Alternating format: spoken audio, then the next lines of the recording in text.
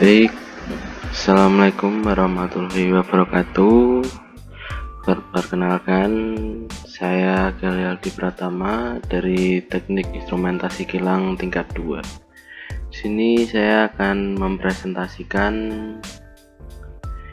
mengenai mata kuliah komunikasi data, materi teknik interfacing. Baik, langsung saja ke materinya. Ini untuk konfigurasi salurannya, ada topologinya, yaitu susunan stasiun secara fisik pada suatu media transmisi. Lalu bila terdapat dua stasiun, penghubungnya adalah point to point. Bila terdapat lebih dari dua stasiun, maka berupa topologi multi point. Untuk half duplex-nya, hanya satu stasiun yang boleh mengirimkan pada waktu itu, memerlukan data path. Jadi half duplex ini hanya satu stasiun yang boleh mengirimkan atau satu arah dan memerlukan satu data path. Untuk full duplex-nya ini antara dua stasiun dapat mengirimkan dan menerima data pada waktu yang sama, jadi seperti dua arah, dan memerlukan dua data path karena keduanya ini saling mengirimkan dan menerima data. Lalu untuk interfacing sendiri, yaitu interfacing secara umum merupakan perlakuan atau usaha untuk menghubungkan antar muka antara suatu sistem rangkaian berbasis mikroprosesor dengan suatu sistem rangkaian luar. Rangkaian luar ini dapat berupa perangkat keras komputer. Dalam dunia jaringan dan multimedia, interfacing sering disebut koneksi ya. Jadi secara garis besar interfacing ini kalau kita menyebutnya umumnya ini koneksi lah. Jadi interfacing ini memerlukan data sirkuit terminating equipment atau biasa disingkat DCE, sebagai contoh modem dan NIC. DCE sendiri mengirimkan bit-bit pada medium serta menghubungkan info data and control dengan DTE melalui interchange circuit. Nah, jadi gambaran data interfacing data komunikasinya seperti ini. Ini ada digital data transmitter atau receiver. Ini transmissionnya. Jadi ini DTE data terminal equipment. Ini DCE data circuit terminating equipment. Ini ada sinyal dan kabel kontrol. Nah, ini ada interface-nya ini atau koneksi dengan perangkat lain. Nah, ini sebagai realnya, ini ada komputer lalu terkoneksi dengan seperti router, lalu ada jaringan. Ini router. Nah, ini yang gambaran interfacing seperti ini. Lalu ada karakteristik interface. Ada dua yaitu mekanik. Mekanik ini menyangkut hubungan fisik yang terjadi antara DTE dan DCE. Mekanik ini berupa connection plug. Lalu ada karakteristik elektrik, yaitu harus dilakukan dengan level tegangan dan waktu perubahan tegangan.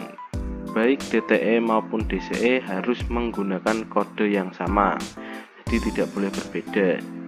Karakteristik ini menentukan rate data dan jarak yang bisa dicapai. Lalu fungsional.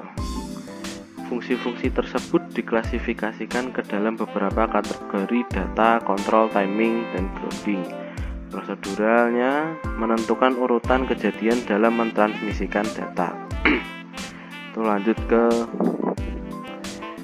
interface yang banyak digunakan, yaitu interface V.24 atau EIA-232-F. Itu interface yang banyak digunakan. adalah interface yang dispesifikasikan dalam standar ITU-T yaitu V24. Hanya menetapkan aspek-aspek fungsional dan prosedural, seperti menunjukkan pada standar-standar lain untuk aspek-aspek elektrik dan mekanik.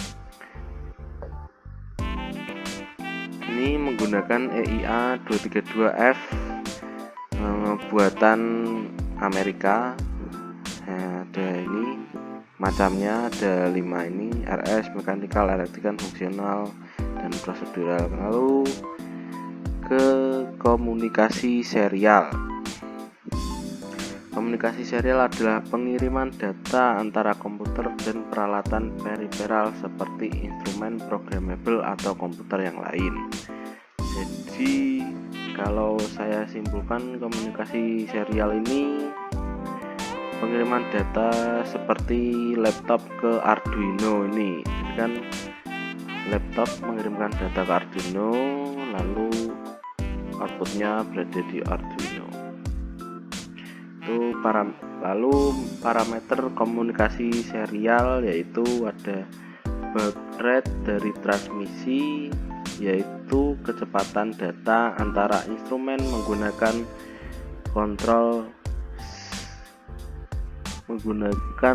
komunikasi serial, jumlah dari karakter encoding bit data, lalu pilihan parity bit, jumlah dari stop bit. Lalu ke RS232, yaitu standar komunikasi serial yang banyak digunakan. Contohnya seperti kepanjangan dari EIA yaitu Electronic Industry Association atau Asosiasi Industri Elektronik, yang didirikan pada tahun 1962. Lalu IC-TTL belum populer, sehingga sinyal ini tidak ada hubungannya sama sekali dengan level tegangan IC-TTL.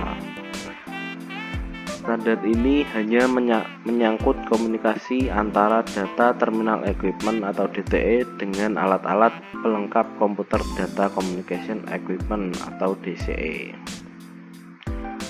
Standar RS232 yaitu karakteristik sinyal listrik atau tegangan, karakteristik interface mekanik atau konektor, interchange sirkuit, fungsi masing-masing rangkaian, hubungan modem dengan terminal. Lalu komunikasi serial antara komputer dan printer, modem dan peralatan lain. Ini sebagai contohnya.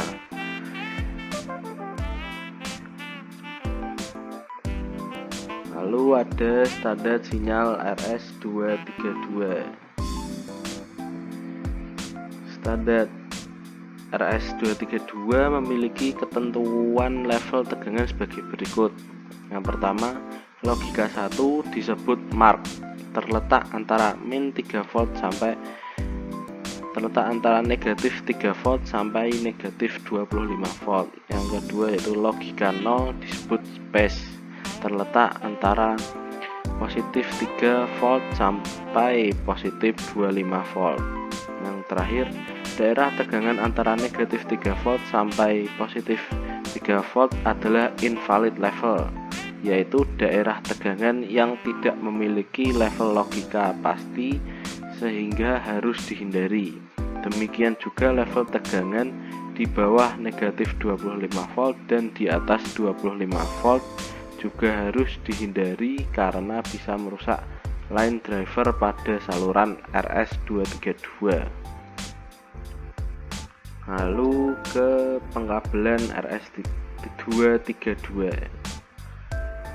Peralatan yang digunakan komunikasi serial yaitu peralatan DTE-nya itu berupa komputer atau terminal, dan peralatan DCE-nya itu ada modem, CA adapter, dan plotter.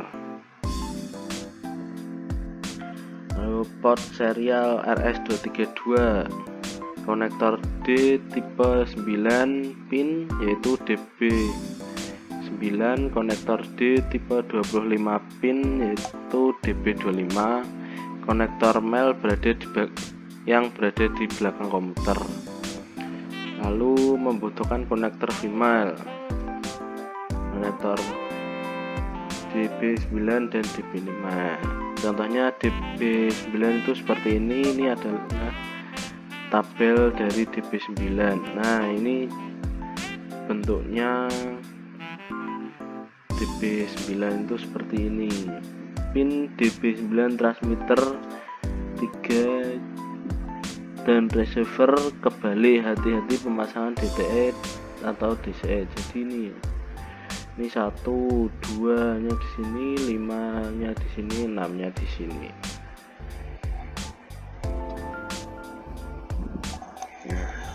Lalu selanjutnya ke DB25, datanya tabelnya seperti ini, bisa dilihat. Kalau DB25 ini lebih banyak karena berjumlah 25, ini pin 1, 13, 14, 25.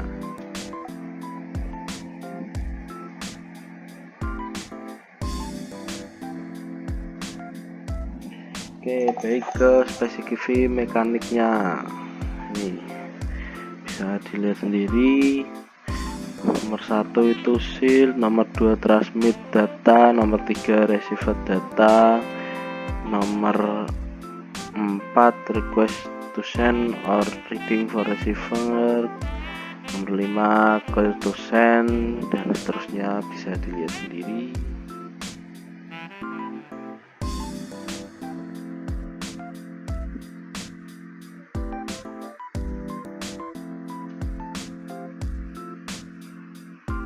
Baik, setelah itu ke spesifikasi elektrik. Menentukan pensinyalan di antara DTE dan DCE. Nilai-nilai diterjemahkan sebagai data biner atau sebagai kontrol, tergantung rangkaiannya bagaimana. Tegangan lebih negatif 3 volt diterjemahkan binary 1, lebih positif jadi jika tegangan lebih kecil daripada negatif 3 volt akan diterjemahkan 1, jika tegangan lebih dari 3 volt diterjemahkan binary 0. Red sinyalnya itu berada di kurang dari 20 kbps dan jarak kurang dari 15 meter. Untuk kontrol lebih kecil daripada negatif 3 volt diterjemahkan off, dan lebih besar daripada 3 volt diterjemahkan sebagai kondisi on. Lalu spesifikasi fungsional dari DB. Rangkaian dikelompokkan dalam kategori ada data, kontrol, timing, ground. Bila terdapat satu rangkaian data pada masing-masing arah, operasi yang dilakukan adalah full duplex karena satu rangkaian. Bila terdapat 2 rangkaian data sekunder, operasinya yaitu half duplex. Nah, ini adalah contoh loopback lokal dan remote loopback. Jadi kalau loopback lokal itu seperti ini,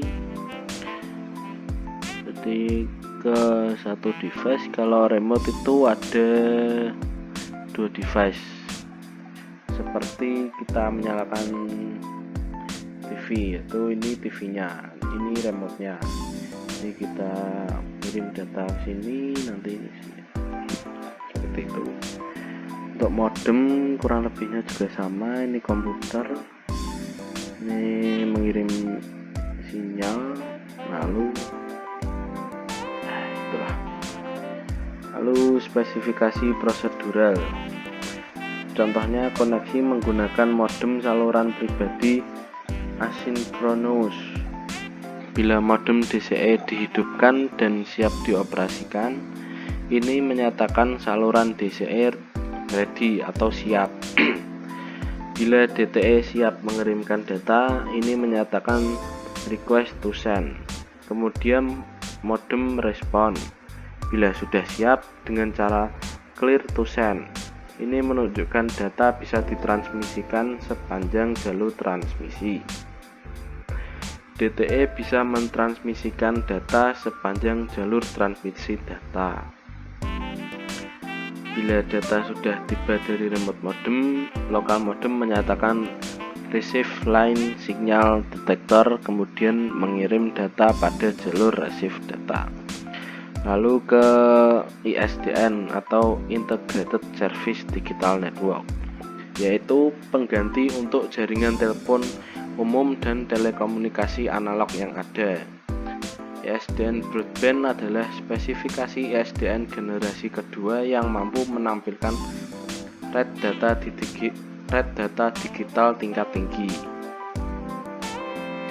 Prinsip ISDN yaitu mendukung aplikasi suara dan non-suara dengan menggunakan rangkaian terbatas, mendukung aplikasi switch dan non-switch, ketergantungan pada koneksi 64 kbps, sirkuit switching dan paket switching pada 64 kbps untuk suara digital, arsitektur protokol berlapis, dan macam-macam konfigurasi fisik untuk implementasi ISDN.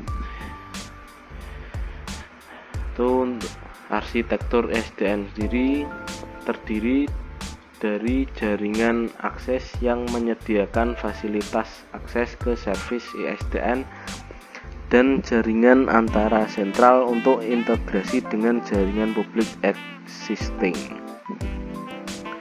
Jaringan end-to-end digital sinyal ISDN dapat digunakan untuk mengirimkan dan menerima sinyal digital tanpa modem dengan kecepatan 144 kbps.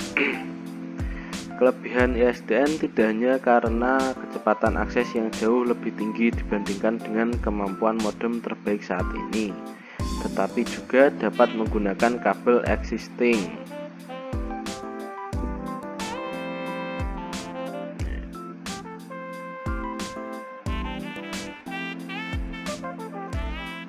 Hal yang berbeda dengan arsitektur jaringan existing adalah adanya pemisahan antar link informasi dengan link sinyal. Jaringan sinyal pada ISDN memegang peranan yang sangat penting, tidak hanya digunakan untuk aplikasi ISDN, melainkan juga untuk aplikasi lain seperti mobile network dan aplikasi PSTN.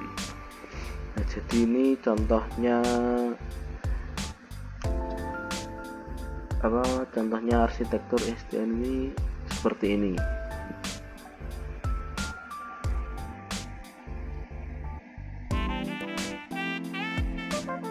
Lalu ke interface ISDN.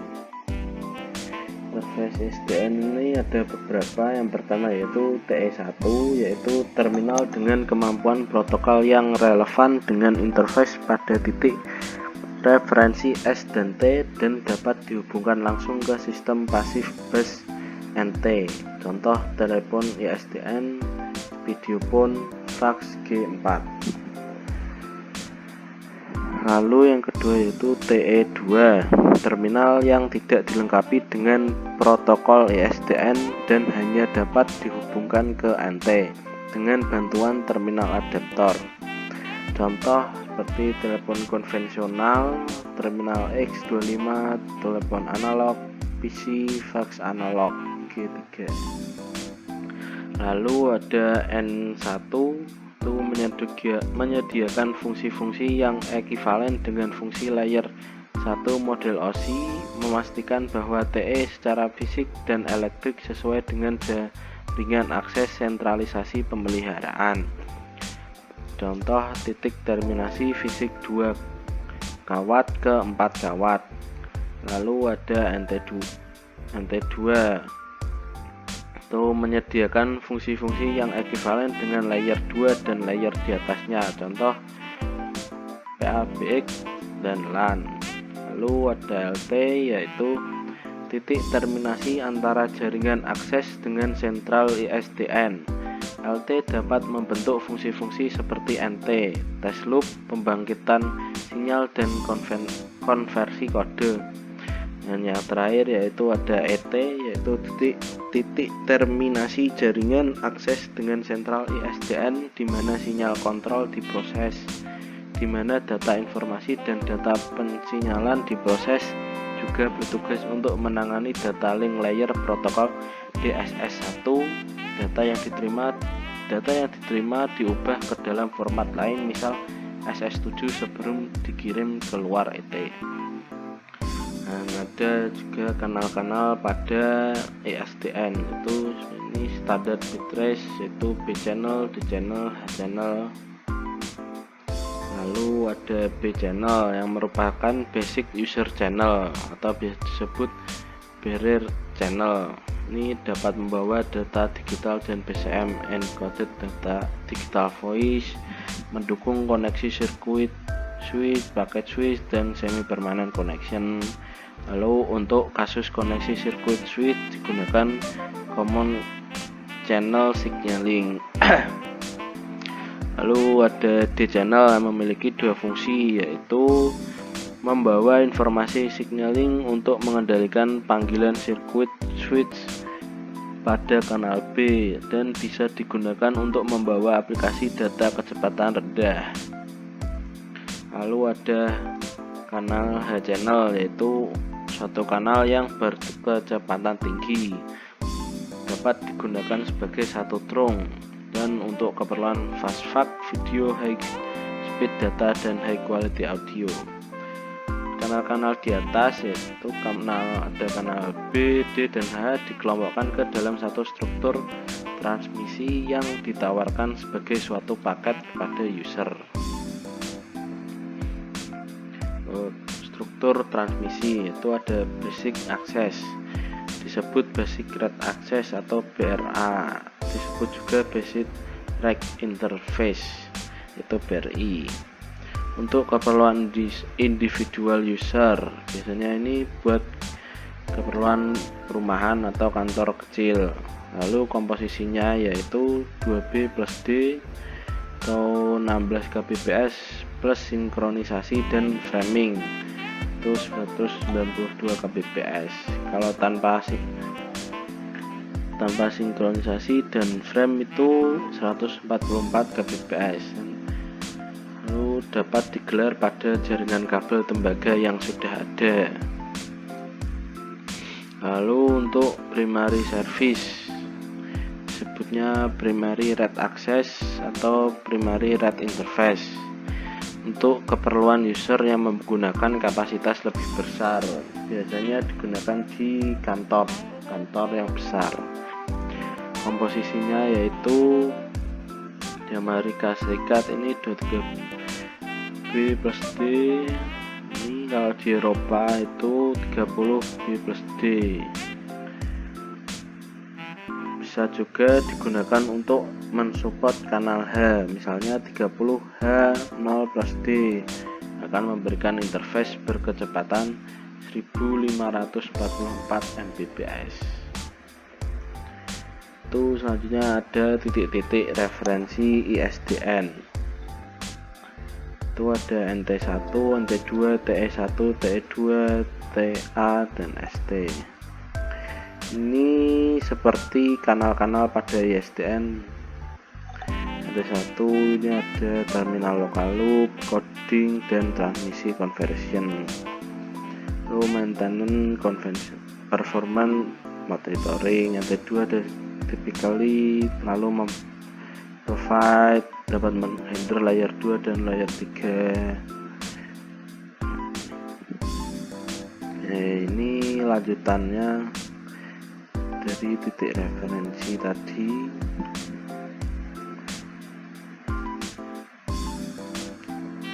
Ini local loop connection disebut fungsi line termination atau LT. Koneksi ke sentral yang lain di dalam jaringan telepon disebut fungsi exchange termination atau ET. Interface V digunakan antara LT dan ET. Lalu ke spesifikasi elektrik SDN, itu format data encoding bergantung pada data rate. Untuk data rate sebesar 192 Kbps menggunakan pengkodean standar pseudoternary. Untuk primary rate menggunakan dua pilihan, yaitu 1544 Mbps menggunakan alternatif Mach inversion atau AMI dengan B8ZS dan 2048 Mbps menggunakan AMI dengan HDB3. Baik, sekian presentasi saya mengenai materi teknik interfacing komunikasi data pada kali ini. Jika ada salah-salah kata atau ada penjelasan yang kurang, maaf, saya mohon maaf yang sebesar-besarnya. Wabillahi taufiq wa hidayah. Wassalamualaikum warahmatullahi wabarakatuh.